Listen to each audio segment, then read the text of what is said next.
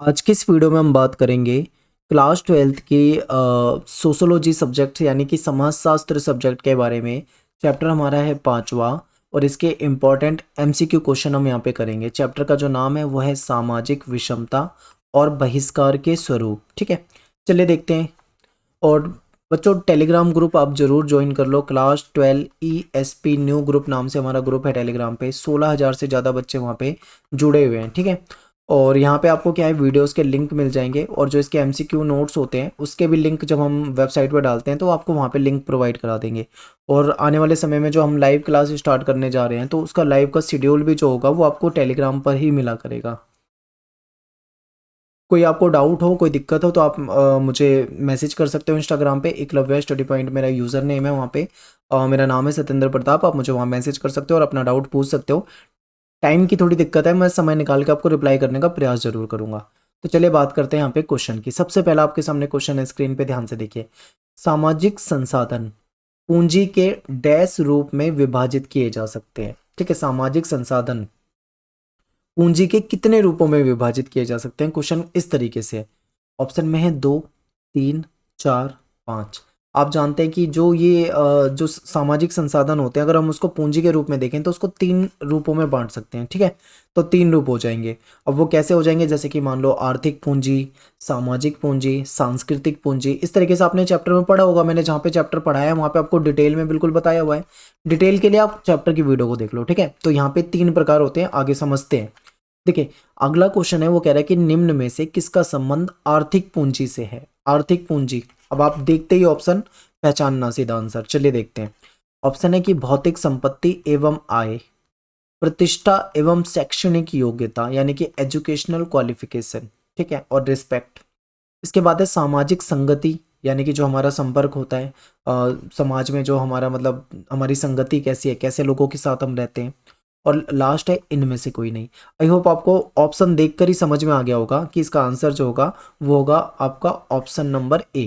क्योंकि देखिए, आर्थिक पूंजी की बात कर रहे हैं तो आर्थिक पूंजी में आय आ जाएगी। आय का मतलब यहाँ पे हमारी इनकम है।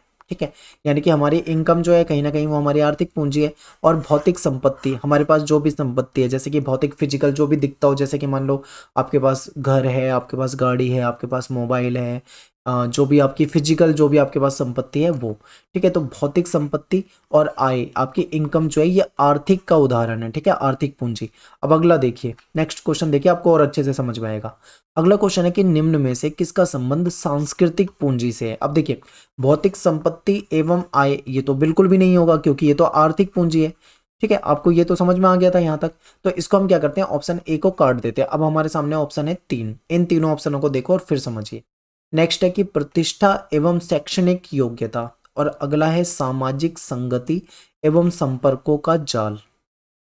तो यहाँ पे आपका क्या आंसर होगा, ध्यान से ऑप्शन देखिए और समझिए।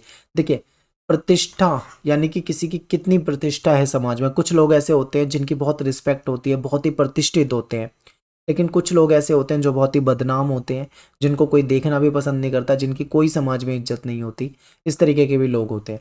तो देखिए, जो प्रतिष्ठा है और जो शैक्षणिक यानी कि एजुकेशनल क्वालिफिकेशन है, उससे कहीं ना कहीं ये हमारी सांस्कृतिक पूंजी है। ठीक है, इसे हम क्या बोलेंगे, सांस्कृतिक पूंजी। अगर आप बहुत ज़्यादा पढ़ लिख जाते हो तो आपकी जो एजुकेशनल क्वालिफिकेशन होगी वो आपकी सांस्कृतिक पूंजी कहलाएगी। ठीक है, तो ये आपको समझ में आया। अब बात करते हैं नेक्स्ट, अगले क्वेश्चन को देखते हैं, आपको और अच्छे तरीके से समझ में आ जाएगा। अगला क्वेश्चन देखिए क्या है, निम्न में से किसका संबंध सामाजिक पूंजी से है। अब आपके सामने फिर से वही ऑप्शन रखे हैं मैंने ताकि आपको, तो आपको पता है कि पहला ऑप्शन जो था ये तो आर्थिक पूंजी था और जो सेकंड ऑप्शन था ये हमारा सांस्कृतिक पूंजी था। तो जाहिर सी बात है कि तीसरा ऑप्शन आपके सामने ऑप्शन सी जो है कहीं ना कहीं ये सामाजिक पूंजी हो जाएगा। अब देखिए, सामाजिक पूंजी में आपको एक एग्जांपल से समझा देता हूँ। कहते हैं ना कि ये व्यक्ति बहुत ही सामाजिक है, यानी एक ऐसा व्यक्ति जो लोगों से खूब मिलता जुलता है, उनसे बातें करता है, उनके दुख सुख में शामिल होता है, लोगों से बहुत अच्छे से बातें करता है, उसके बहुत कांटेक्ट हैं, यानी बहुत सारे लोगों के साथ उसके अच्छे संबंध है, दोस्त हैं, मित्र हैं। और उसका संपर्क, उसका कांटेक्ट बहुत ज़्यादा है। यानी कि उसकी सामाजिक संगति बहुत अच्छी है, यानी कि उनका जो उसका फ्रेंड सर्कल होगा या फिर जिसके साथ वो रहता होगा, जिनके साथ घूमता होगा, उसकी संगति काफ़ी अच्छी है और उसके बहुत ज़्यादा कांटेक्ट है। तो ऐसे में क्या, ये क्या हो जाएगी आपकी सामाजिक पूंजी।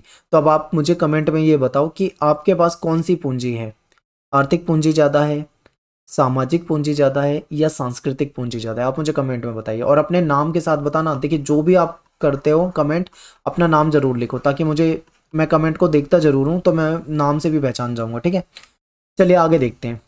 नेक्स्ट है कि सामाजिक संसाधनों तक असमान पहुंच की पद्धति को क्या कहा जाता है। मान लो कि कोई व्यक्ति है, सामाजिक संसाधनों तक उसकी पहुंच नहीं हो पाती है, असमान पहुंच यानी कि मतलब अलग अलग लोगों के लिए अलग अलग तरीके से पहुंच है, तो ऐसे में क्या कहा जाएगा? क्या इसको हम सामाजिक समानता कहेंगे? अब देखो असमान है तो यहाँ पे सामाजिक समानता तो नहीं कहा जाएगा, इतना तो आपको ऑप्शन देख के ही पता लग गया होगा, ठीक है। अगला ऑप्शन देखो, क्या इसे हम सामाजिक नियम कहेंगे? अब नियम में कोई ऐसी बात तो होती नहीं कि असमान पहुंचो संसाधनों तक, ये तो गलत है बिल्कुल, तो ये भी हमारा बी ऑप्शन यहाँ पे नहीं होगा। नेक्स्ट क्या है? सामाजिक विषमता, ये हमारा आंसर हो जाएगा, यानी कि संसाधन तक सभी लोगों की समान पहुंचनी है, यानी मान लो कुछ अमीर लोग हैं, ठीक है, कुछ अमीर लोग हैं उनकी पहुंच ज़्यादा है संसाधनों तक, और कुछ गरीब लोग हैं उनकी पहुंच नहीं है संसाधनों तक, तो ये क्या है? ये कहीं ना कहीं सामाजिक विषमता है, ठीक है। तो यहाँ पे क्या हो जाएगा? हमारा आंसर सी सही हो जाएगा। अगला क्वेश्चन है कि लोगों के साथ किस आधार पर भेदभाव होता है? ऑप्शन में है आर्थिक आधार पे, लिंग, जाति या धर्म के आधार पे, भाषा तथा विकलांगता के आधार पे, या फिर ऑप्शन है हमारा डी उपरोक्त सभी। तो आप सभी इसका आराम से कर दोगे उपरोक्त सभी, क्योंकि आर्थिक आधार पे भी भेदभाव होता है, लिंग के आधार पे भी भेदभाव होता है, जाति के आधार पे भी भेदभाव होता है, धर्म के आधार पे भी भेदभाव होता है, भाषा के आधार पे भी भेदभाव होता है, विकलांगता के भी आधार पे भेदभाव होता है। तो आप सभी समझ जाओगे कि सारे ही इसके ऑप्शन सही हैं, तो ऑप्शन डी हमारा क्या हो जाएगा? करेक्ट हो जाएगा। नेक्स्ट प्रश्न है आपके सामने कि एक समूह के सदस्यों द्वारा दूसरे समूह के बारे में पूर्व कल्पित विचार, यानी कि पहले से ही हम एक धारणा अपने दिमाग में बिठा लें, ठीक है, ये डैश होता है, इसको हम क्या बोलेंगे? क्या इसको हम अंधविश्वास बोलेंगे? देखिए अंधविश्वास नहीं होगा, अंधविश्वास का मतलब अलग है बिल्कुल इससे, तो अंधविश्वास काट दो। रूढ़िवादिता, रूढ़िवादिता का इसका थोड़ा थोड़ा जुड़ाव आपको दिखेगा, बट रूढ़िवादिता भी नहीं होगा, क्योंकि रूढ़िवादी का मतलब ये होता है कि मतलब कुछ ऐसी सोच जिसके पीछे कोई लॉजिक वॉजिक ना हो, जो पुराने समय से चली आ रही हो और उसको मानते हो। बेशक से हमें पता है कि भाई सच में ऐसा होता भी होगा या नहीं होता होगा, कुछ नहीं पता, पर पुरानी परंपरा में चला आ रहा है तो उसको हम मानते हैं, तो वो रूढ़िवादिता हो जाता है, तो ये नहीं होगा इसका आंसर, ठीक है। नेक्स्ट है पूर्वाग्रह, ये इसका परफेक्ट आंसर है, परफेक्ट बिल्कुल। देखिए अगर मैं आपको एक एग्जांपल से समझा देता हूँ, जैसे मान लो कि कुछ लोग हैं वो कुछ जाति के लोगों को, ठीक है, गलत मानते हैं, ठीक है, यहाँ पे मैं किसी जाति का नाम नहीं लूंगा, या कुछ लोग किसी धर्म के लोग को गलत मानते हैं, मैं यहाँ पे किसी धर्म का नाम नहीं लूंगा, ठीक है।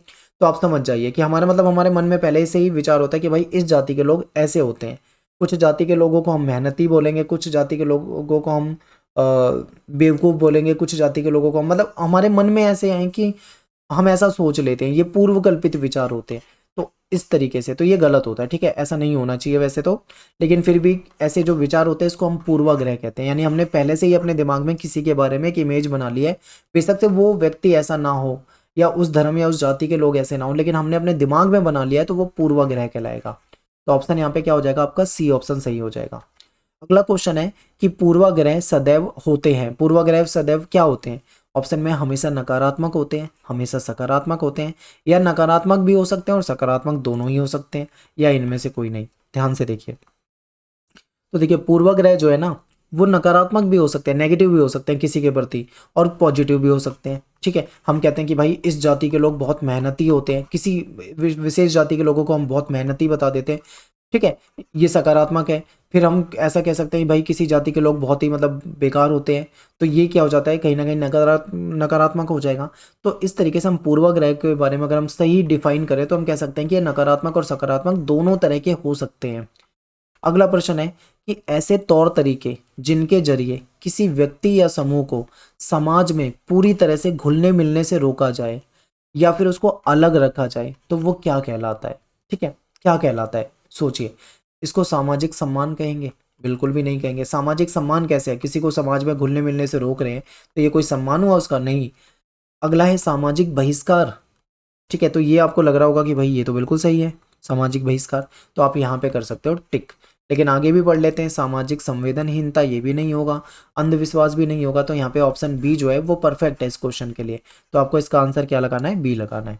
अगला क्वेश्चन है कि निम्नलिखित में से कौन सा कथन थर्ड जेंडर के बारे में सत्य नहीं है? थर्ड जेंडर, अब देखो आप मेल और फीमेल के बारे में जानते हैं, यानी पुरुष और महिला, इनके बारे में आप जानते हैं, लेकिन एक थर्ड जेंडर भी होता है जिसको हम किन्नर या फिर और भी कुछ कह सकते हैं, थर्ड जेंडर कहा जाता है। तो उसके बारे में आपसे कुछ ये कथन दिए हुए हैं, तो इसको पढ़िए और समझिए।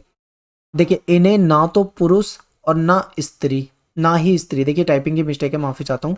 इन्हें ना तो पुरुष और ना ही स्त्री के रूप में रेखांकित किया जाता है। अगला देखो, इस श्रेणी में वो लोग आते हैं जो महिला और पुरुष की विशेषताओं का मिश्रण है, यानी क्योंकि ऐसे लोग जिनके अंदर पुरुषों की भी विशेषता है और महिलाओं की भी विशेषता है, मतलब वो समझ रहे हो ना। तो इस तरीके से नेक्स्ट है कि यह ना तो पूर्ण पुरुष होते हैं, ना तो ये पूरी तरीके से पुरुष है और ना ही पूरे तरीके से महिला है, इसलिए इनको तीसरा जनरल, यहाँ पे भी टाइपिंग मिस्टेक है, इसको तीसरा जेंडर कहा जाता है। इन्हें समाज में सम्मान की नजरों से देखा जाता है। देखिए 3 ऑप्शन इनके रिलेटेड है, 4 ऑप्शन आपके सामने। तो देखिए पहला सही है, इन्हें ना तो पुरुष ना ही स्त्री के रूप में देखा जाता है, और इस श्रेणी में वो लोग होते हैं जिनके अंदर महिला और पुरुष दोनों के मतलब गुण होते हैं, मिश्रण होता है उनका। अगला है कि ये ना तो पूरे पुरुष है ना ही पूरी तरीके से महिला है, ठीक है, इसीलिए इसको हम क्या कहते हैं, तीसरा जेंडर कहते हैं, ठीक है, थर्ड जेंडर।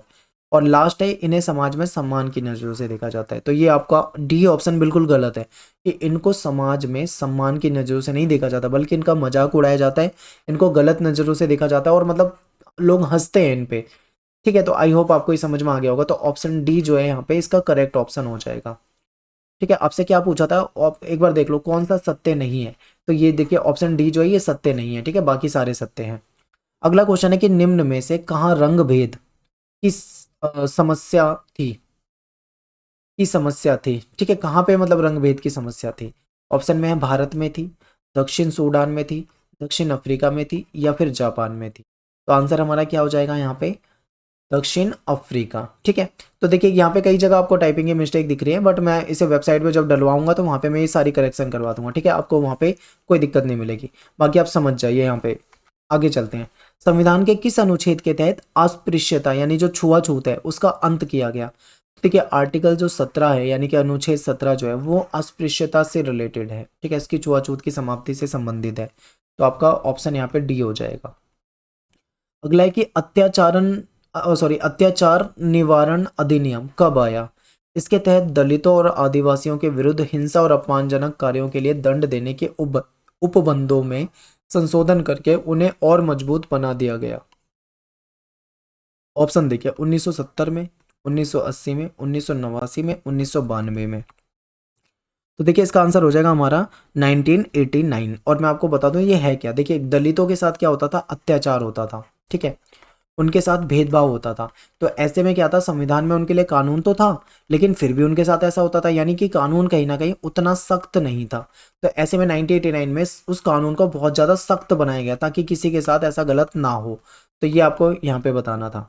अगला क्वेश्चन है कि निम्नलिखित में से किन्ने, ठीक है, किसने दलितों के लिए आवाज उठाई। तो ऑप्शन में है यहाँ पे ज्योतिबा फूले, पेरियार, भीमराव अंबेडकर, या फिर उपरोक्त सभी। तो अगर आपने कभी इनके बारे में पढ़ा हो तो आपको पता होगा कि इन सभी ने दलितों के लिए आवाज उठाई थी। तो आंसर हमारा क्या हो जाएगा, उपरोक्त सभी। अगला क्वेश्चन है कि कालेलकर की अध्यक्षता में नियुक्त प्रथम पिछड़े वर्ग आयोग ने अपनी रिपोर्ट कब पेश की थी। ऑप्शन में 1950, 1952, 1953 और 1957, ठीक है, काका कालेलकर। और मुझे ऐसा लग रहा है कि ये बहुत ज़्यादा इंपॉर्टेंट है, आप इसको ना इस क्वेश्चन पे बहुत ज़्यादा फोकस करना, याद होना चाहिए आपको। तो इसका आंसर हो जाएगा 1953 की बात है, ठीक है, 1953 में। नेक्स्ट क्वेश्चन आपके सामने है कि दूसरा पिछड़ा वर्ग जो आयोग था वो कब नियुक्त किया गया था। तो आपने देखा होगा कि जब 1975 में इमरजेंसी लगाई गई थी, ठीक है, तो इमरजेंसी के बाद क्या था, दूसरी सरकार आई थी, जनता पार्टी की सरकार आई थी, ठीक है, मोरारजी देसाई जिसमें पीएम बने थे, आपने पढ़ा हो अगर उसके बारे में। तो उस समय कहीं ना कहीं एक आयोग बिठाया गया था, ठीक है।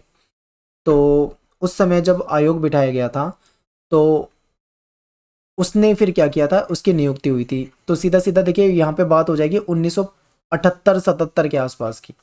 तो यहाँ पे कौन सा दशक हो जाएगा, उसको हम 1970 का दशक कहेंगे, 80 का कहेंगे, या 90 का कहेंगे, या इनमें से कोई नहीं। तो आंसर क्या हो जाएगा हमारे यहाँ पे 1970 का दशक, ठीक है। दशक का मतलब होता है 10 साल, यानी 1970 से लेके 1980 तक। और ये बीच ये घटना कब की है, ये 1977 और 78 के आसपास की घटना है। तो आपको समझ में आ गया होगा कि 70 का दशक हो जाएगा। अगला क्वेश्चन है कि मंडल आयोग के अध्यक्ष कौन थे। तो बीपी मंडल, ठीक है, बीपी मंडल यानी बिंदेश्वरी प्रसाद मंडल इनका नाम था, ये इसके क्या थे, अध्यक्ष थे। अगला क्वेश्चन है कि ब्रह्म समाज ये आपके पेपर में आ सकता है, ब्रह्म समाज। ठीक है, ब्रह्म समाज की स्थापना कब हुई थी? तो ये हुई थी 1828 में, यानी सन 1828 में। ए ऑप्शन क्या हो जाएगा आपका? करेक्ट हो जाएगा। अगला क्वेश्चन देखते हैं, सती प्रथा का विरोध किस भारतीय नेता ने किया था? ये भी आपके लिए बहुत इंपॉर्टेंट है, सती प्रथा का विरोध। ऑप्शन में है दयानंद सरस्वती, स्वामी विवेकानंद, राजा राममोहन रॉय, या इनमें से कोई नहीं। तो आंसर क्या हो जाएगा हमारे यहाँ पे? Raja Rammohan Roy, C option. अगला क्वेश्चन देखिए एक बार, कांग्रेस के किस अधिवेशन में भारत के नागरिकों के मूल अधिकारों के बारे में एक घोषणा जारी की गई थी, जिसके द्वारा कांग्रेस ने स्त्रियों को सम्मान का अधिकार, समानता का अधिकार, सॉरी, स्त्रियों को समानता का अधिकार देने के लिए स्वयं को प्रतिबद्ध किया था? ध्यान से देखो, ऑप्शन को ध्यान से देखो। नागपुर अधिवेशन, कराची अधिवेशन, कलकत्ता अधिवेशन, या फिर आपका मेरठ अधिवेशन। तो ये बात है यहाँ पे कराची अधिवेशन की, यानी कि ऑप्शन बी जो है हमारा वो सही हो जाएगा। अगला क्वेश्चन देखिए, ये क्वेश्चन भी बहुत ज्यादा इंपॉर्टेंट है, मोस्ट इंपॉर्टेंट क्वेश्चन कहूंगा मैं से। सुल्ताना का सपना, जिसको हम सुल्तानाज ड्रीम भी कहते हैं, ये जो बुक है, पुस्तक है, ये किसने लिखी थी? ऑप्शन देखिए एक बार ध्यान से। ऑप्शन में है आपका बेगम रुकैया, ठीक है, बेगम फातिमा, सुभद्रा कुमारी चौहान, और इनमें से कोई नहीं। तो इसका आंसर हो जाएगा बेगम रुकैया, क्योंकि काफी फेमस बुक है, इसलिए ये आपके लिए पेपर के लिए भी इंपॉर्टेंट बन जाता है। नेक्स्ट क्वेश्चन है, ये बहुत ज्यादा इंपॉर्टेंट है, मोस्ट इंपॉर्टेंट इसे भी कहूंगा। स्त्री पुरुष तुलना, स्त्री पुरुष तुलना जो है ये एक बुक है, तो ये बुक जो है ये किसने लिखी है? ऑप्शन में सरोजिनी नायडू, ज्योतिबा फुले, सुभद्रा कुमारी चौहान, या फिर ताराबाई सिंधे। ठीक है, आपके सामने ये ऑप्शन है। तो देखिए, ताराबाई सिंधे जो थी, इसने लिखी थी ये बुक। ठीक है, बहुत इंपॉर्टेंट है ये आपके लिए, बहुत ज़्यादा इंपॉर्टेंट, इसे याद करिए। अगला है कि स्त्री पुरुष तुलना जो बुक है, ये कब लिखी गई थी? ये भी याद रखना है कि किसने लिखी थी। ये तो आप बोल दोगे ताराबाई सिंधे, मान लो पेपर में ये बोल दे कि भाई स्त्री पुरुष तुलना जो ये पुस्तक है, इसकी जो लेखिका है, ठीक है, ये ताराबाई सिंधे हैं, आपसे ऐसे बोल दें, और ये पुस्तक कब लिखी गई थी मान लो ऐसे पूछ लें, तो फिर आप कैसे करोगे? तो आपको सन याद होना चाहिए। तो आप सन क्या करोगे? 1882 आपको याद होना चाहिए, आप इस पर क्लिक कर दोगे। नेक्स्ट आपका है कि सुल्तानाज ड्रीम जो बुक है, ये कब हुई थी, कब लिखी गई थी? ठीक है, तो ये 1905 में लिखी गई थी सुल्तानाज ड्रीम। तो यहाँ पे आप क्या करोगे? ऑप्शन जो है डी लगा दोगे। अगला क्वेश्चन है, आर्य समाज की स्थापना किसने की थी? आर्य समाज की स्थापना किसने की थी? तो दयानंद सरस्वती जो है, स्वामी दयानंद सरस्वती जो थे, ऑप्शन ए जो है, इन्होंने क्या की थी? इसकी स्थापना की थी। नेक्स्ट क्वेश्चन है कि निम्नलिखित में से किस समाज सुधारक ने जातीय और लैंगिक, यानी जातीय भेदभाव और लैंगिक भेदभाव, दोनों प्रकार के भेदभाव के लिए अपनी आवाज उठाई थी? तो कौन ऐसे हैं महान व्यक्ति? तो आप यहाँ पे बोल सकते हो ज्योतिबा फुले, इन्होंने क्या करा था? ये किया था। नेक्स्ट क्वेश्चन देखो, the text of the Hindu law on the lawfulness of the remarriage of widows, यानी ये कहीं ना कहीं विधवाओं से रिलेटेड उन्होंने ग्रंथ लिखा था। तो ये कौन है, मतलब किसने लिखा था? ऑप्शन में है रानाडे, राजा राममोहन राय, या फिर पेरियार, या फिर इनमें से कोई नहीं। ठीक है, ऐसा भी ऑप्शन दे सकते थे, पर मैंने लास्ट ऑप्शन दे रखा अय्यन कर ले। अब आपको इन चार ऑप्शन को ध्यान से देखना और बताना है। तो देखिए, जो रानाडे थे, इनके द्वारा लिखा हुआ है ये, तो आपको याद होना चाहिए बिल्कुल। नेक्स्ट है वैदिक अथॉरिटीज फॉर विडोज मैरिज, यानी कहीं ना कहीं ये भी विधवाओं के विवाह से संबंधित है। ये जो रचना है ये किसने लिखी है? तो यहाँ पे भी आपका आंसर क्या हो जाएगा? रानाडे। ठीक है, रानाडे जो थे इन्होंने लिखा था। और नाम याद रखना, आगे एक और क्वेश्चन इससे रिलेटेड आएगा, ठीक है, तो ध्यान रखें। अगला है, इस्लाम में सामाजिक सुधार के आंदोलन का नेतृत्व जो था वो किसने किया था? ठीक है, ऑप्शन देखो ध्यान से, मौलाना अबुल कलाम आजाद, सर सैयद अहमद खां, इकबाल, या इनमें से कोई नहीं। तो ऑप्शन यहाँ पे हो जाएगा आपका B correct, Sir Syed Ahmad Khan. अगला क्वेश्चन है कि मेघालय का कौन सा समाज, ठीक है, मेघालय का कौन सा समाज आज भी मातृवंशी है, यानी आज भी मातृवंश है। यहाँ पे क्या है? माता को महत्वपूर्ण माना जाता है। ठीक है, बोडो, डोगरी, खासी, पहाड़ी। अब ये मैंने जनजातियों वगैरह के नाम लिख दिए हैं, तो आपको यहाँ पे पहचानना है। तो वो कौन सी जनजाति है? खासी जनजाति हो जाएगी। ठीक है, खासी समाज हो जाएगा, आप समाज कह सकते हो इसे। तो ये हो जाएगा आपका आंसर सी। अगला क्वेश्चन है, डिक्कू। डिक्कू शब्द जो है, एक वर्ड है, वो किसके लिए यूज किया जाता है? ठीक है, ऑप्शन में आपके सामने है मूल निवासी, बाहरी लोग, जनजातीय लोग, या इनमें से कोई नहीं। तो देखिए, ये बाहरी लोगों के लिए होता है। तो जो जनजातीय लोग थे, ये तो मूल निवासी होते थे, और इनके यहाँ पे आके जो बाहरी लोग बस जाते थे उनके लिए डिक्कू शब्द वगैरह ये यूज़ करते थे। ठीक है, तो ये आपको याद रखना है। अगला क्वेश्चन है, भारत सरकार ने कब से आर्थिक उदारीकरण की नीति को अपना रखा है? तो ये 1991।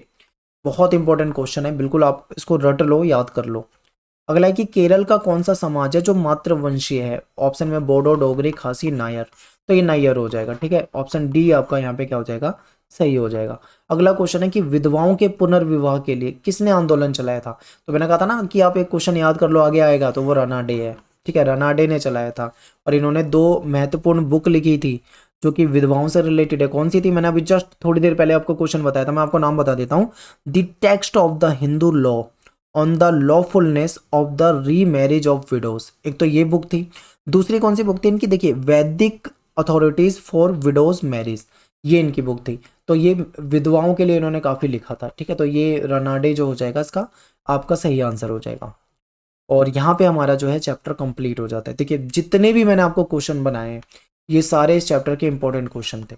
इसके बाद इस चैप्टर से इंपॉर्टेंट क्वेश्चन नहीं बनेंगे। अगर कोई आपको ये बोले 500 क्वेश्चन इस चैप्टर से, 100 क्वेश्चन, 200 क्वेश्चन, तो आप केवल और केवल टाइम खराब कर रहे हो।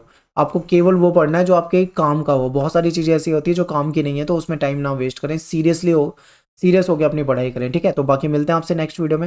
वीडियो को लाइक कर दिया करें, शेयर कर दें। मिलते हैं नेक्स्ट वीडियो में। थैंक्स फॉर वॉचिंग सभी को। जय हिंद, जय भारत।